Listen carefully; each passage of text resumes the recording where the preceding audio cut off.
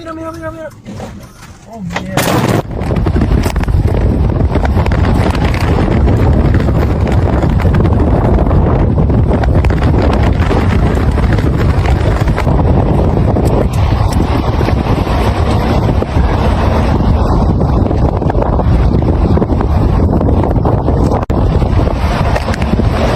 A violent dust storm swept into Las Vegas with brutal speed of reaching up to 70 miles per hour, turning daylight into a dense brown haze of airborne sand and debris. More than 30,000 residents lost power, as over 100 power poles were torn down by extreme wind gusts, many collapsing onto vehicles and roadways, causing significant damage to the cars beneath. Mira, mira, mira, mira. Oh, yeah.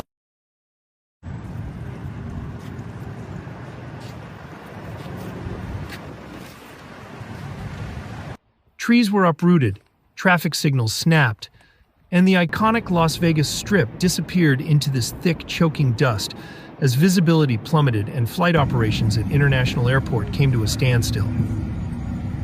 The structural damage in some areas was consistent with that of a low-end tornado, blocking roads and limiting access in multiple neighborhoods.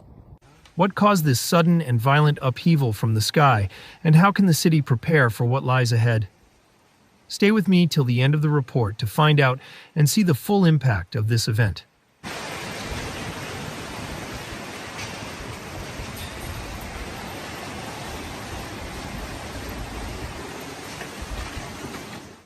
On the afternoon of July 1st, 2025, Las Vegas, Nevada experienced a severe dust storm which disrupted daily life. By mid-afternoon, a powerful dry microburst system swept through southern Nevada, specifically targeting the Las Vegas Valley with unrelenting force. At 3:30 p.m., the National Weather Service issued a severe thunderstorm warning, but the intensity escalated quickly. Within an hour, gusts surged to over 70 miles per hour across multiple locations, overwhelming infrastructure across the valley. Harry Reid International Airport recorded sustained gusts up to 70 miles per hour, halting air traffic and grounding flights. FAA data showed delays ranging from 60 to 75 minutes as wind and dust choked the airfield. On the Strip, what began as a sunny afternoon turned abruptly into a landscape of brown haze, debris, and sirens. Tourists and residents captured dramatic footage of the skyline vanishing behind clouds of dust. In many areas, visibility dropped to near zero.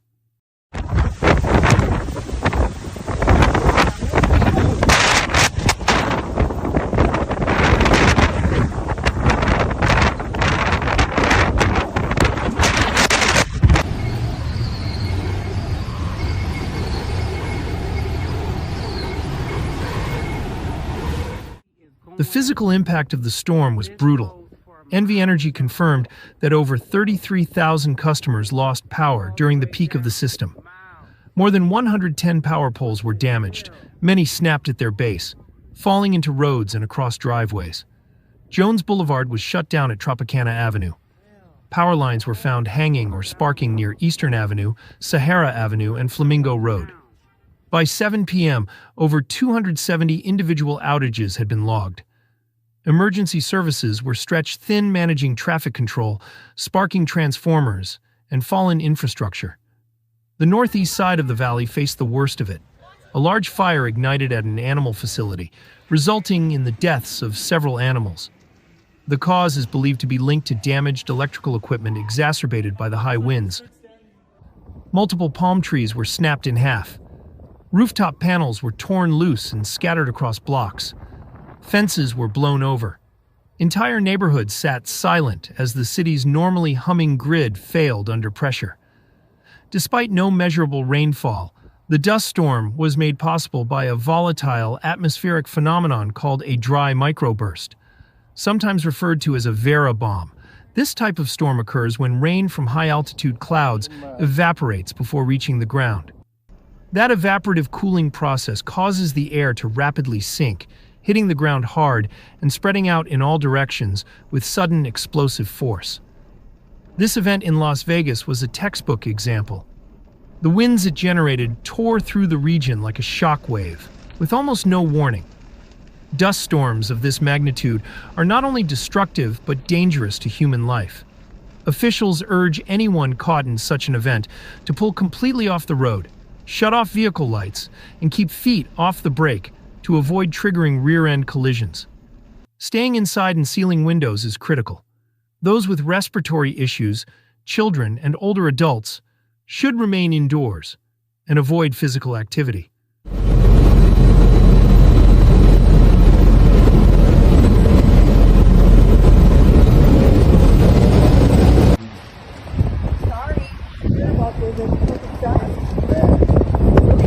Really bad, yeah.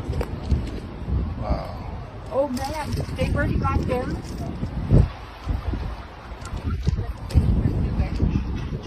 During this storm, the Clark County Division of Air Quality issued a dust alert that remained active through Tuesday night due to unhealthy particulate levels in the air. The response from emergency services was swift and continuous. NV Energy dispatched dozens of line workers and restoration teams immediately following the first power losses. Their crews worked through the night, navigating debris-choked roads and unstable poles to bring power back to tens of thousands. By 11 p.m., outages had dropped to 10,000 customers. By sunrise Wednesday, fewer than 3,000 customers remained offline. Utility teams continued replacing more than 100 damaged poles through the next day, prioritizing hospitals, senior care centers, and high-risk residential blocks. Las Vegas.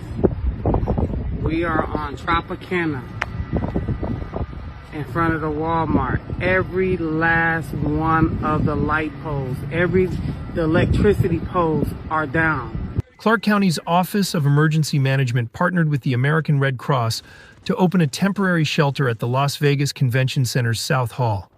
This facility provided air conditioning, water, snacks, and even temporary kennels for pets.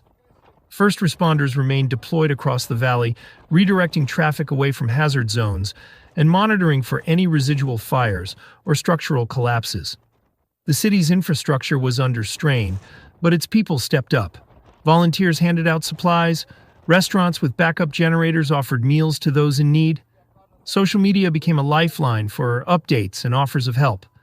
Looking ahead, forecasters warn that Las Vegas is still at the beginning of its monsoon season. Additional cells are expected throughout the week, with the potential for both dry and wet storm systems. While Tuesday's event brought wind without rain, future storms may carry heavy downpours, introducing the risk of flash flooding. Residents are advised to prepare emergency kits now, including bottled water, flashlights, battery backups, and essential medications. Those who rely on medical equipment should register with local emergency response programs.